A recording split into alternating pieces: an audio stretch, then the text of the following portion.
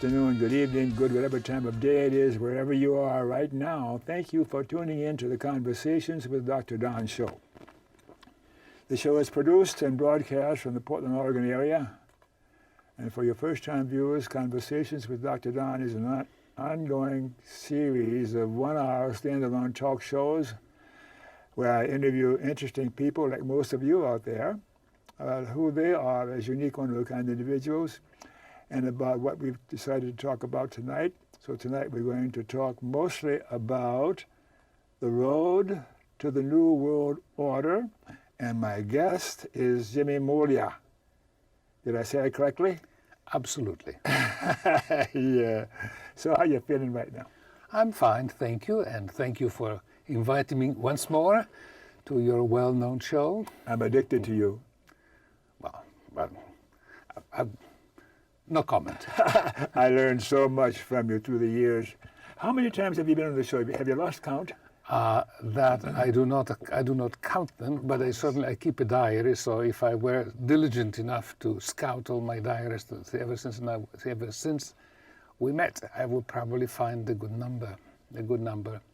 And while we're about TV shows, you have a TV show ongoing right now, don't you? Yes, I do. And the title of the TV show is Historical Sketches. And they are indeed sketches. Each sketch is 30-minute long. And now I've now made 65 such sketches. So there is enough time. And each sketch also goes on my website, on my blog, whatever we've been called to call it. And so there is enough material for anyone who is interested to follow, not only follow, but I consider it also a remedy without secondary effects, a remedy for anyone who suffers from insomnia. So it puts people to sleep. That would be the intent, or the secondary intent.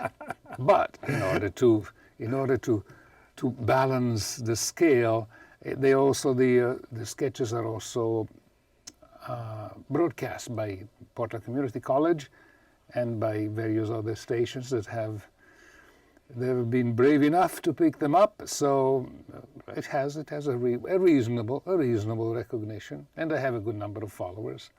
Every week I capture a few. I don't do any advertising. I don't do any monetizing. I don't do anything of the sort because I don't have time. But it's good enough. It's enough. It helps. The best way to teach is to learn. The best way to learn is to teach. So, in a certain way, each one of the sketch is a teaching exercise for the specific period, which causes me to research, and because I present, produce, edit, and write the sketch, so there is quite a bit of work involved. And all this involves learning, which, as I was saying, the best way of learning is to teach. When do you sleep? Occasionally. Occasionally. All right. So, the road to the New World Order. First of all, you've done the bio, the first half of a typical show is who you are and things about you so that people get an idea where you're coming from when you make a comment or answer any question. So even though you've done it a number of times, we have new viewers from time to time. And some of the old viewers, we've been around for so long, we got to remind them of who you are. My name, you pronounced it correctly, that is who I am. I'm so proud of myself. Very well, and so I've had 3 lives, and I'm in the 3rd one. So in the first life, I was a singing guitarist, which I did for 10 years. I forgot that. As I was at school. My memories fade, as you can tell. Don't worry. You talk to many more people than I do, so you're authorized not to remember the details. So during the second life, I took a degree in engineering, and after that, I was employed by, at the time, a major electronic manufacturer in the area, for which, I became the international marketing manager. Then I left. I spent quite You a got bit. some kind of gray matter up there, don't you? No, not at all. No, I was a very poor student, and but it doesn't matter. Sure. You have to go through the titles in order to say I've done this, but I do not put large importance on titles. But that's me. After that, I founded a company which is called Computer Friends, and I run it for over 20 years. After that, I said enough, and I became a writer. So I am now in my third and probably my, I don't foresee any fourth life, but this is what I'm doing now, writer and presenter producer of historical sketches, of videos. I produce various sizes of And videos. you're a blogger, right? And yes, since you hinted before the show that this is what we would be talking about, and yes, indeed, I am a blogger. So if I were to ask your best friend, You asked me before, and I don't you still have the same best friend? Yes, I haven't changed my mind. No, I have many friends, but not one that I could say he is the best friend. However, because you asked me, I went to school in Europe, so in the last summer, Yes. I went to Europe for a high school reunion, and in this high school reunion, I saw again a friend of mine who was the first one when I was only 10 or 12 years old, who met me when I was in Genoa. So I spent some time with him and with the others too, because high school friends. The high school or the type of high school in Italy which I attended is called the Lyceum, from the Greek word lyceum, which was something that the Greeks do when they had not much better time to do. And so it was called a classical lyceum, so I studied Latin for 8 years and Greek for 5, so lots of stuff that will be marginal use in general, but sometimes not immaterial use later on. How many languages do you know? You asked me before, and I have the I'll ask answer you ready. again. I have the answer ready, which is also written in my resume, my profile, excuse me. The resume implies seeking for a job, but a profile saying this is who I am. I speak Spanish to God, French to men, Italian to women, and German to my horse. What does your horse got to say about that? Well, in fact, to be accurate, my German is the one a little on the receiving side, because I don't have many opportunities to speak with it, but it's not the fault of the horse, as you mentioned. It's just the fact that when I was last summer, I was in Germany, but there are so many German speakers, German people who speak English, so whenever I start speaking in German, most of them reply to me in English, which makes me somewhat embarrassed, because I've not yet, I never attempted to manage that steel-type accent that a good German speaker uses when he speaks accurately. Mm-hmm. How come you've not mastered Russian? That's coming in the New World Order, you know. I did study, I studied myself Russian, because I had to, in my international job, I traveled quite a bit to Russia. Mm-hmm. And but it's one of those languages. It's better than the Chinese, but it requires a dedication that if you do something else, you don't have the time to do it. It requires. It's a beautiful language, and I did it. That sounds very pompous to say.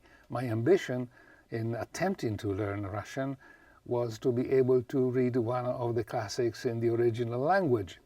But I never got that far, so I had to resign myself to read them in English.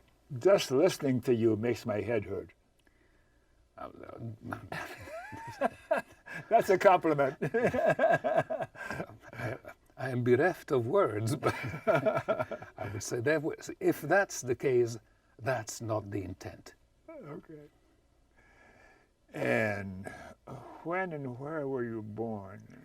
I was born in Italy, in a francophone area, and this is why I speak Italian and French. Mm-hmm. No, it's a dual language area, and I eventually moved out of Italy because I wanted to see the world. I was offered a job here eventually, but I wanted to see the world, so that was the reason why I left. Did you manage to see the world? Reasonably. No, I cannot claim championship in a number of places seen or visited, but yeah, I think I could say reasonably to have seen quite a bit of the world, to have seen a reasonable amount of the world. I'm going to check to see if you lied through the years. Why were you born? A question that you ask of me and of your parents, I have no idea. It was not my intent. You know everything else. No, I had no influence on the issue or on the matter, and what can I say? I have no idea. It is said that each one of us has a purpose in the world. I like people who believe that, and I congratulate them, but as of now, I have still an open question. And do you claim a particular cultural or national identity? Are you just a man of the world? A man of the world is a good definition, but these days we could be misinterpreted because we are going towards a globalized world, for which I am totally against. So I would say that all cultures have much to offer, especially if they are studied in detail or if one lives in them.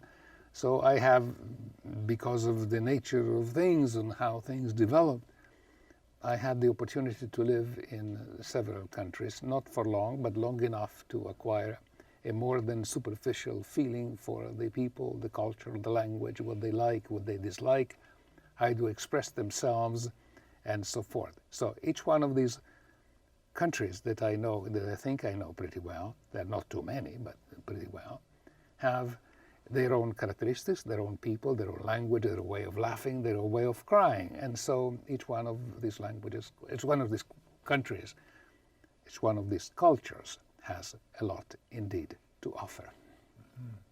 How about brothers and sisters? Any of them match your wit? I have, once more I'm bereft of words, but no, I am a single. I am the only son. I was the only son. My mother passed away. But my mother was a teacher, and she also illustrated the flora of the Italian Riviera and the French Riviera, and she painted 5,000 watercolors. They are beautiful. I keep them here. I will leave them to the Portland Museum, and she never gave me dispositions of how to do with them, so I had to take the initiative. The museum in Genoa wanted to keep them, but I brought them here because, unfortunately, being the only son, we had no relations in Genoa where we were living, where she was living. So I was undecided, so I brought them here because it's quite a collection. And you've still got them? Yes, and I will bequeath them to the Portland Botanical, Portland State or something. She was quite well known. They made expositions for her, and she was consulted even by major botanical institutes like Kew Gardens in London. So she knew extremely talented from that point of view. The work, no one has ever done that work. There were work in writing, but not that illustration. Is your father, or was your father, equally talented in his own way? He died when I was very young, so I never had the opportunity to know him. Yeah. So your mother apparently was pretty bright and pretty talented in many ways. Well, talent is it's an easy word to use, but difficult to explain. It depends. It's afterwards that you can say, maybe I did this thing more or less well, and so I can be attributed some kind of talent. But it's only afterwards that you can say that, not before. I'm going to stump you now with religion. What kind of religion did you have as a little boy? As a little boy, I grew up as a Catholic, And I do not, I do not. No, I do not regret it because it reinforced the Latin that I had to learn at school. Because at the time we would do quite a bit of Latin. Fortunately, I was never exposed to the type of horrors that you have heard about the Catholic Church recently, or other churches for the matter. I am an agnostic, but I do believe that the religion is important, and those who are religious and who get from religion their meaning for life, it's very good for them.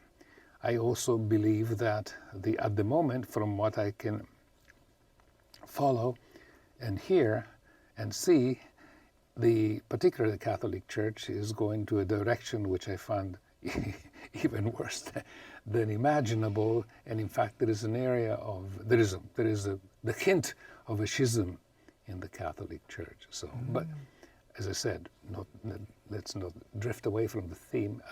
I think this religion is important for people. So if they get their spiritual sustenance from religion, that's good.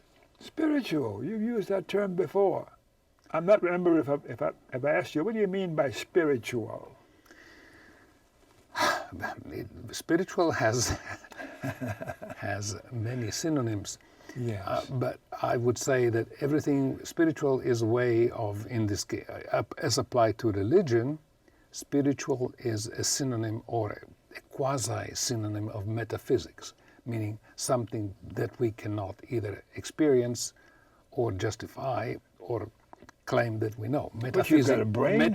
Metaphysics, below experimentation. So this is an important aspect for everyone, even for agnostics, and I would imagine even for atheists, so they may not care to express it in that way. So any means to handle metaphysics is good. So, I mean, as long as it's not particularly perverted. But in that case, it's not metaphysics, it's just perversion. But so, in this respect, religion occupies a function for spiritual health. So to answer the question, spiritual has many meanings, and in the sense that I meant is a justification, or rather, a way of attempting to justify what happens when we are no longer in this world. Is spiritual a feeling? Would you call it a feeling of some sort? It depends on the time of the day and of the year. Well, no, because spiritual happens every time. You know, we're all matter of spirit. We are what makes it. What's the difference? The way that each person has probably his own or her own definition of spiritual, and the same. I would say that to be on the safe side, anything that does not concern with the immediate needs of everyday life, that is a spiritual, in my view. I think it shows in your eyes. Did you study Buddhism? No. I read something about it, but it's a long time since I remember reading something about Buddhism. But it's a strange, I would say, it's not even called a religion, it's a strange way of handling metaphysics, because the typical, from what I remember, which is very scanty, and so I cannot even claim that what I say is correct, but the typical Buddhist master, and you would say, what is the day? What is it today? What day is today? What day of the week is today? And he would reply, the rose is pink. And so you're supposed to read a lot of meaning in a sentence that doesn't make any sense to you. So, because I'm a somewhat practical man in these matters, so I said, well, it's a very good idea. I'm pretty sure that people get a lot of relief of it. A relief of it is spiritual relief. And if that satisfies their need for the life of the spirit, good for them. For me, I would have some difficulty. Do you meditate? Not particularly. I mean, when I don't speak, which is most of the day, although it may not appear. Yes. It may not appear to be so now. I do not to me, meditation is reading, because when I read something and I stop reading and say, well, maybe he's right, maybe he's wrong. That is interesting. That is a good expression. That is something that I would like to remember. That is almost a quotation. That is a new light on something that I didn't know before. All this to me corresponds to the definition How of about meditation. quieting the mind? How do you quiet your mind? Do you ever quiet your mind? Oh no, I quiet my mind. I like music, I like classical music. So when I want to get some relief from what I'm doing, I just put some classical music on and I listen. I never trap you. You've always got some answer for me, and I love it. Although it's not very dramatically appealing, what I'm telling is the truth. It's not listen to classical music. Listening to music in general, and classical music in particular, is not a very extraordinary or original thing to do. But you ask me, do you meditate? That's my way. I never thought about it. Well, never. I didn't have occasion to think, why am I listening to music? But now that you ask me, that's my way of meditation. Because it's true, because music that you like inspires you, and it inspires you. It triggers all sorts of mechanical or intellectual connection between those neurons. And feeling connections. As well, yes. Mm-hmm. Usually it's not necessarily happy feelings, but it doesn't matter. What comes first, feeling or thinking? The issue has engaged the attention of a number of scientists, philosophers, psychologists, and so forth. I do not know. Mm-hmm. I do not know. Do you have any opinion or thought? Between feeling and... Which comes first? The thinking or feeling? I experience in my being, my physical being, feeling are the results of feelings. There was the famous philosopher, with the cars, that I think, therefore I am. Uh-huh. So I think, therefore I am spiritual. So I'm spiritual, therefore I think. I think both would have an equal right to accuracy, because I think, therefore I am. I feel, therefore I think. To me, they're simultaneous. I'm defeated again. I can never corner you. I wasn't intending. I wasn't planning to win. Nor I was planning to lose. So you asked me a question, I give you my feeling, because it's a very proper question. But yes, it's a delight. Your answers are always delightful. Right. Yeah. And in your retirement life, you already talked about that a little bit, and you have a couple of sons, do you know? Yes. Where are they and what are they about? Okay. The older son has his own business. He was in banking for quite a while, and then with a friend of his, they opened you call it a bar, but it's a concept. It's like a neighborhood. It's a neighborhood contact point. Mm-hmm. And so he has events in this bar, and he has all these electronics, choice of various beers and wines and things. Where is this place physically? It is in Lombard, and he is now in business for over 5 years. And I'm glad to say for him, it's doing pretty well. Yes, he's doing Lombard, where is that? Lombard Street. Oh, Lombard Street, yes. here in town. There in town. Oh heavens! I didn't realize he was local. Yeah, he was local. I wasn't paying attention in the past. William, the younger one, has a degree, was studied in Germany, and until January he lived in Germany, and they just came back. And November, excuse me. Yeah, November. And now he went back to Germany for the holidays, for Christmas holidays, or for his girlfriend. I do not know what will happen between them, but I met the girlfriend. She was here a few times. Mm-hmm. I liked her. Well, now he's deciding what to do. He hasn't yet decided well what to do. Are they equally gifted to what their father is like? I think you are gifted. It's very nice of you to say. I take anything I can get, you know.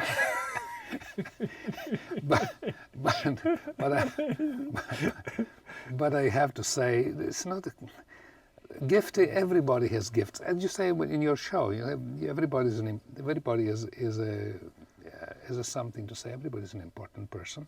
Mm-hmm. So I don't know what to say.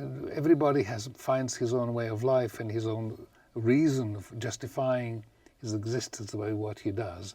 So, and I have to do these things in order to justify my existence. And so, but every father is proud of his sons or his offspring. So I would say I'm glad about them. Yeah. But they have different interests altogether. But they're in their own way. I think they're talented. Are they by and large happy with their lives? I hope so, and because that was my major preoccupation. I didn't. At least I hope so. You never can say, but yeah, I think so. All right, we're getting close to time to stop this section of the show, and I didn't ask you the following question. I've asked you before, but I don't think you've changed. What's your political persuasion? Are you left, right? Are you a Trumpian or what? Left, right, upside, up and down in politics today have almost reversed their roles. So I'm neither before I was neither right or left. And now even more so, I'm neither right or left, because they have changed. So the meaning, it's almost relatively meaningless. Yes. Especially here, of course, in the United States, but even more so in Europe. I would say that what went up went down, and what was down went up. So I would say there is more of a left in the right than there is more of a right in the left than it was before. So it has no meaning. I would say that it's the right and left depend on the issue. The human side of things is what should be considered before any political decision that is taken. But I don't see that is the case, and I'm pretty sure that during my lifetime that will not change. Are you more inclined to be socialistic or capitalistic? I'm going to corner you here somewhere. Sure. No. Capitalism is a disease, but not because. See, capitalism and socialism. The CIA is going to record this, so be careful what you're saying.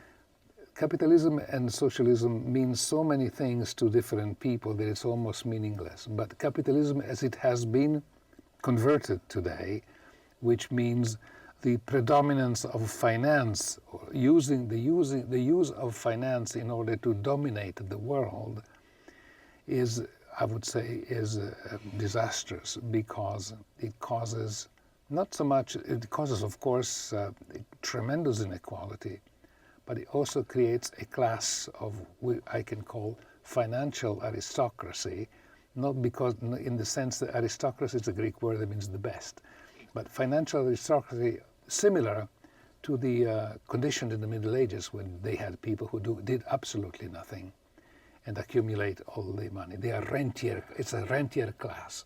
Yeah, so in the sense that I call it crony capitalism. Rentier is rentier because was a word. It was a French word, but also English, meaning people who live without doing anything and yet sucking all the money of the people who work. And what about Putin's government or system in Russia? Would you call that crony socialism? Today, I could tell you something about the Russia I visited when it was still the Soviet Union. More ears. Okay. But today, I would not be able to give you a direct impression.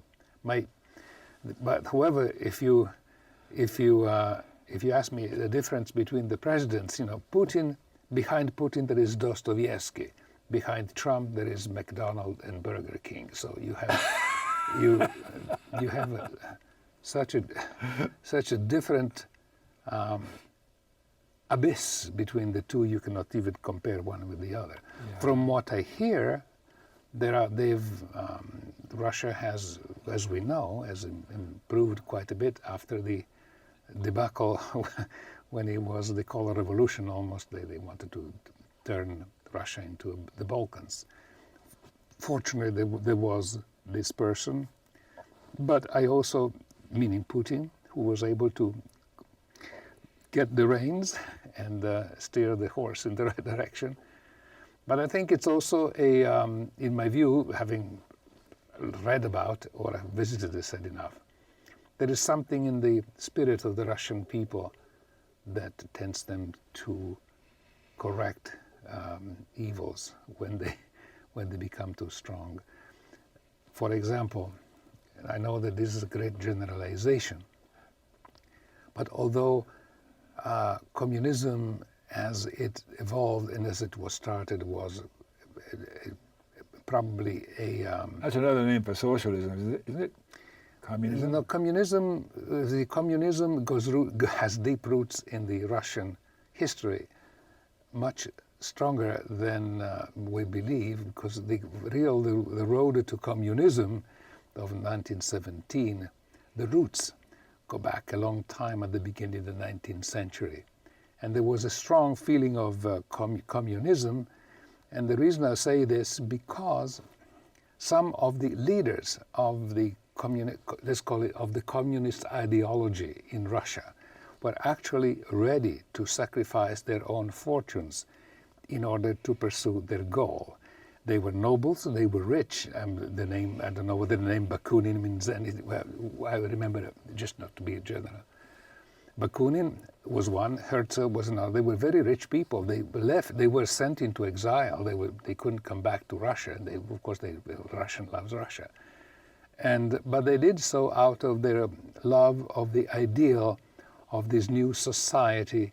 They will be equal, they will be human, they will be have sympathy for everyone. And so this eventually led to the Russian Revolution of 1917. That is all communist.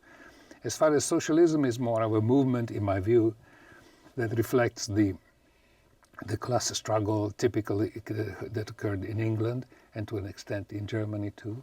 And so I would also, this political distinction not in terms I've got to be careful of the questions I ask you because the time just flies by. We need to get to the subject of the show. You ask me general questions, and general questions you can also give general answer or attempt to find an avenue. I got to ask you one or two more questions, and then we got to go to the main topic of the show. Persons through the years are alive today that you look up to or admire. Any names come to mind now? Yes, Give me a couple of them. We don't have time for about 30 of them. No, I've only have one. When I feel I repeated myself, because at this point, one that we both know, and I am a great admirer of ex-President Jimmy Carter. You know, Jimmy Carter. Yeah. Jimmy Carter, yes, why? Because he embodied, in my view, the real good spirit of America, which encompasses a love of the land, because he was a farmer, and it has also entails a spiritual life based on religion. And based on religion. Yeah, based on religion. He was a preacher in his own. He is, maybe still is. This is not a teenager, but he was a preacher in his own school.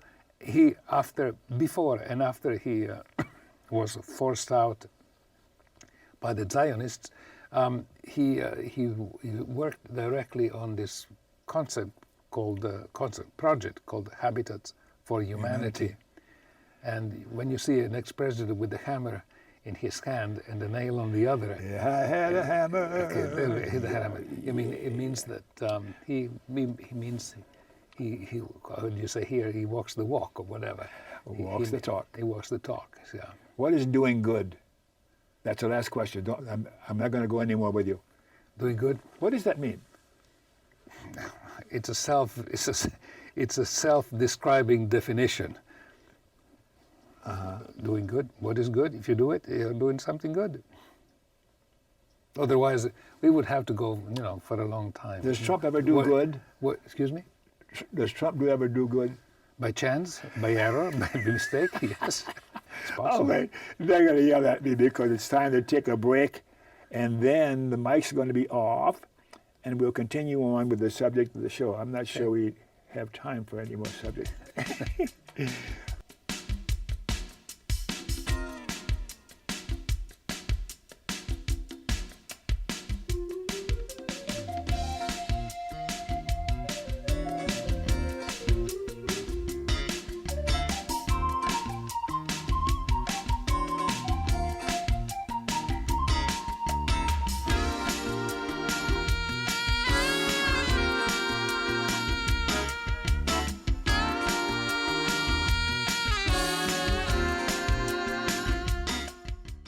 Hey, we're back. Thanks for staying tuned.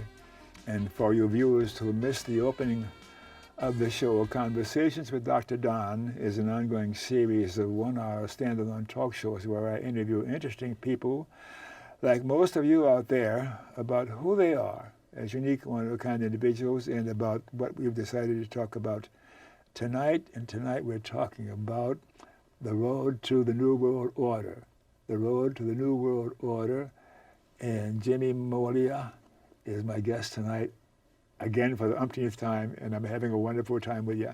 Oh, thank you. So, we talk about the road to the New World Order. What is the New World Order, Jimmie? The New World Order? The New World Order, in its current definition, could be described as a world where there will be no nations, one nations, no one government, no language, all speaking one language, one enormous market, and with all the additional properties that the New World Order has, as we all know. For example, there would be no more ethnic groups, no more races. There would be essentially sex will be an option, as you know, and these are some of the characteristics. So, who arranges this order, this things that you're talking about in the New World Order? Who does that? That's a question that is asked very often, and of course there is no one answer that says this is the one person who did it. I would say it's a coalescence of factors that each one individually contributed to create this new philosophy, ideology, whatever it may be called. But also there are some people that were more instrumental than others in order to make it come about. Can you name a few? Yes.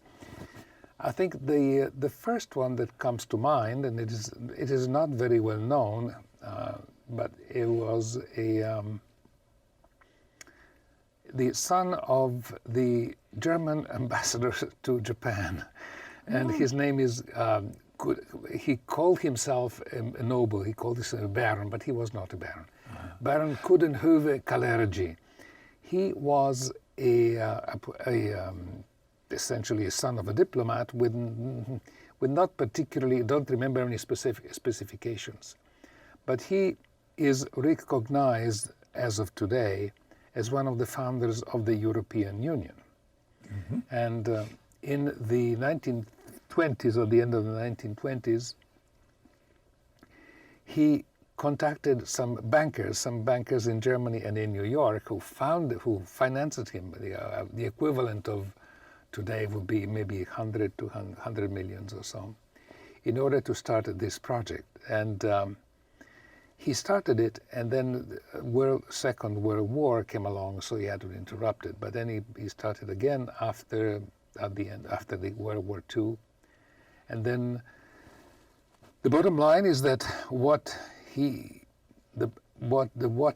predicted that it would happen is essentially come about. There were intervening factors after that, but that was, you asked me who was, and he's the one that could be saying, yeah, he was the founder. In fact, he's recognized as the founder of the European Union, and he has a prize every year for for the Kalergi Prize. Even the Pope got one. Mm-hmm. But the New World Order is in progress now. You can see it. So, yeah, to answer your question, who was the founder of the New World Order? But there were, of course, factors, the intervening factors. I don't want if you go to that route. The second intervening factor was the revolution of 1968, the so-called student revolution that you may remember. The what revolution? 1968 was called the Student Revolution. There was also a revolution in the United States. Mm-hmm. You remember that in the United States is more recognized as an anti-war movement because of the Vietnam War. Yes. But the philosophical foundation of the 1968 revolution was an ideological movement that began in the 1930s and bloomed in the 60s in the American university, is called cultural Marxism. And cultural Marxism is different. The difference from the standard Marxism came up with the idea that all authorities are wrong, so that we have to reject all authorities, and all institutions have a charge of excess, of imperialism, and so forth. Of course, I'm generalizing it all, and we would have spent a lot of time. Yes. But the bottom line is that the result of the 1968 revolution, both here in the United States and in Europe, was that rather than the young people rebelling against the order to have a better and more equal social life, mm-hmm. It was rather than fighting for equality, they fought for anarchy. So the idea being that all authority is bad, and from then on we have and the social life is really not that important.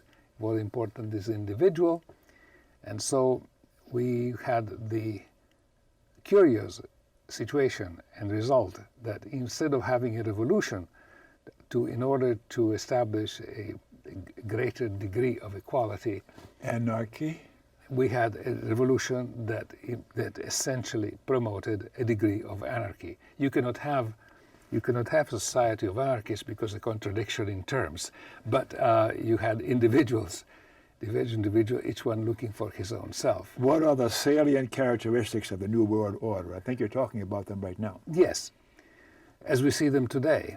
Mm-hmm. And we probably see them, realize them, but we do not realize how much it has changed in the last 40 years, or 30 or 40 years or so. But essentially, excuse me, I should go back. We see more evident the symptoms of the characteristics of the New World Order in Europe, in the European Union, then we can see them in the United States, because in the United States it almost was a smooth path from before to afterwards. Will there be a New World Order in our lifetime? Yes, we're already living in it. So, in fact, some of the characteristics of the New World Order were all predicted in this Kalergi guy in his book. He wrote a book called Praktischer Idealismus in Germany. It's not been translated in English, but he envisioned the type of world that we see today.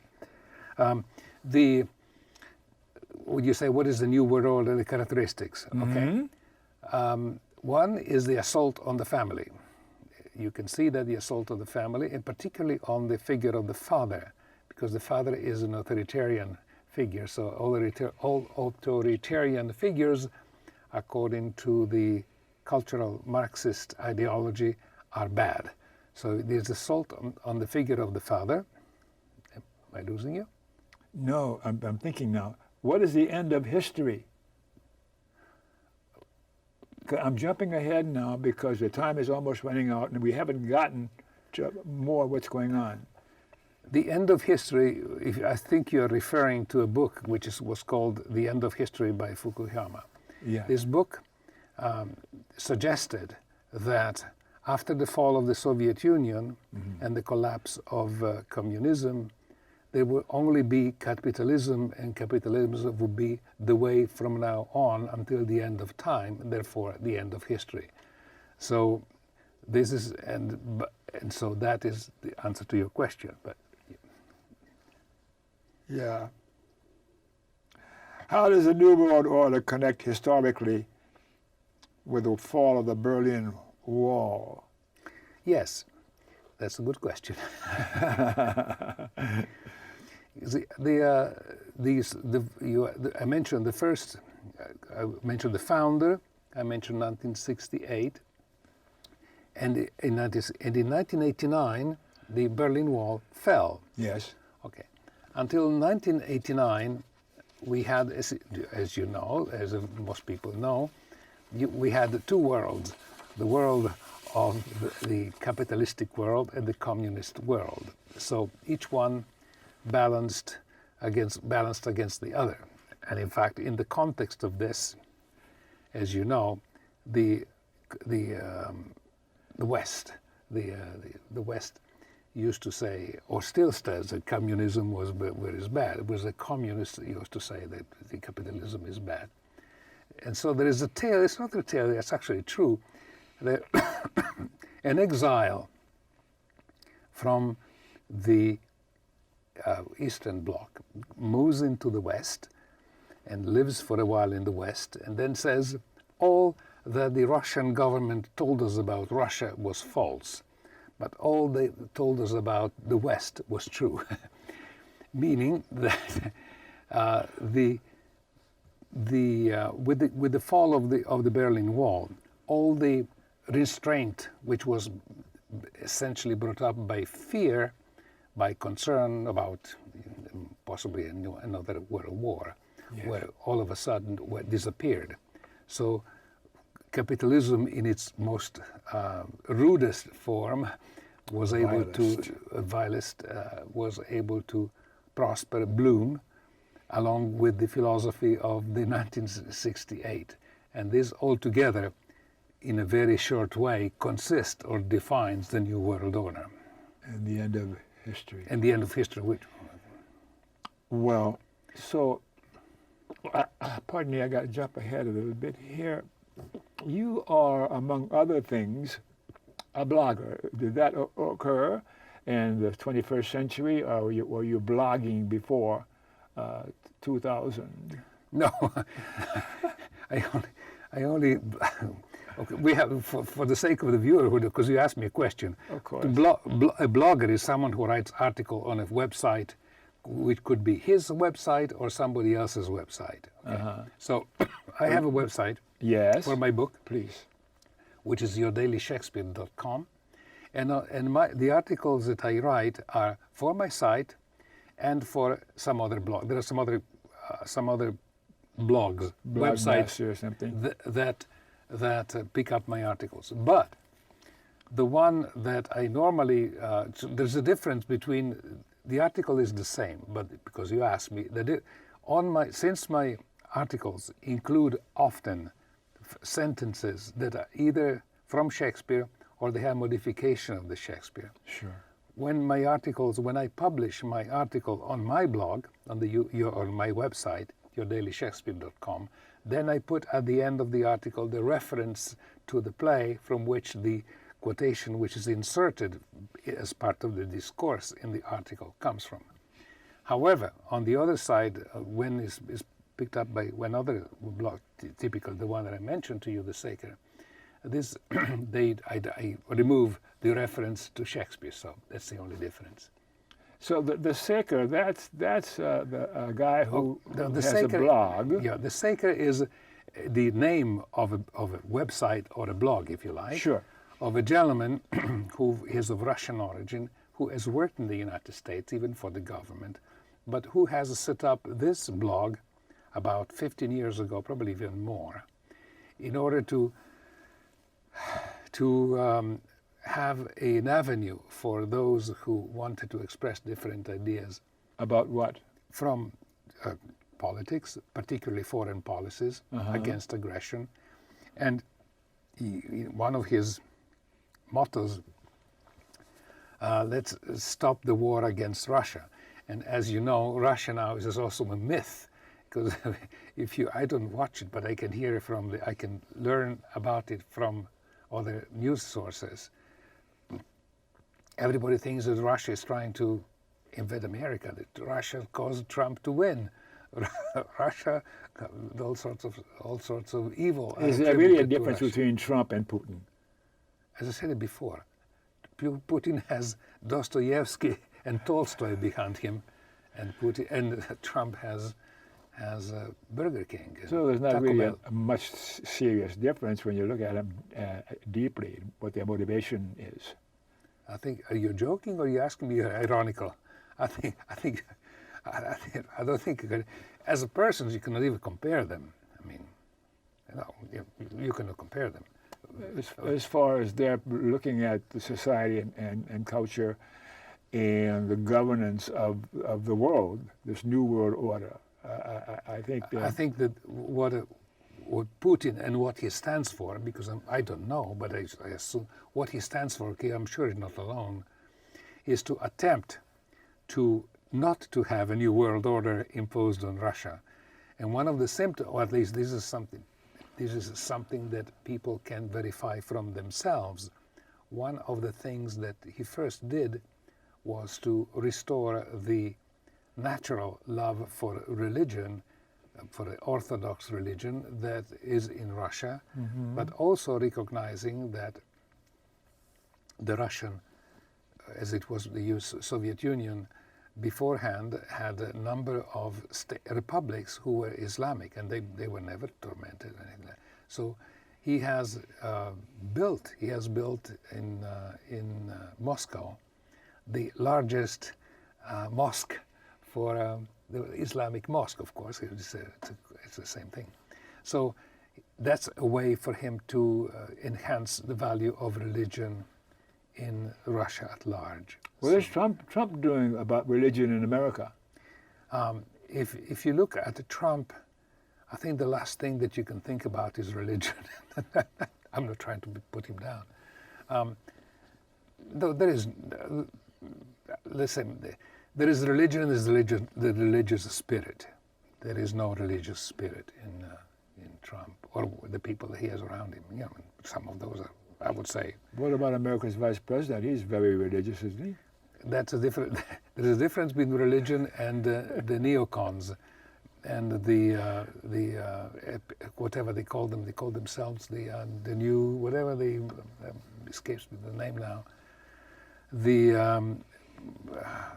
Jews, alt-right? No. Alt-right is different. The people, the fundamentalists. The fundamentalists. Yeah. The fundamentalist is one of the abomination of religion. We could go into that if you wish, but not. Oh man, we talked a minute ago about the 30th anniversary of the fall of the Berlin Wall, Yes. and we didn't really talk about that, and we're running out of time. Quantitative easing. Can you put in a couple of words about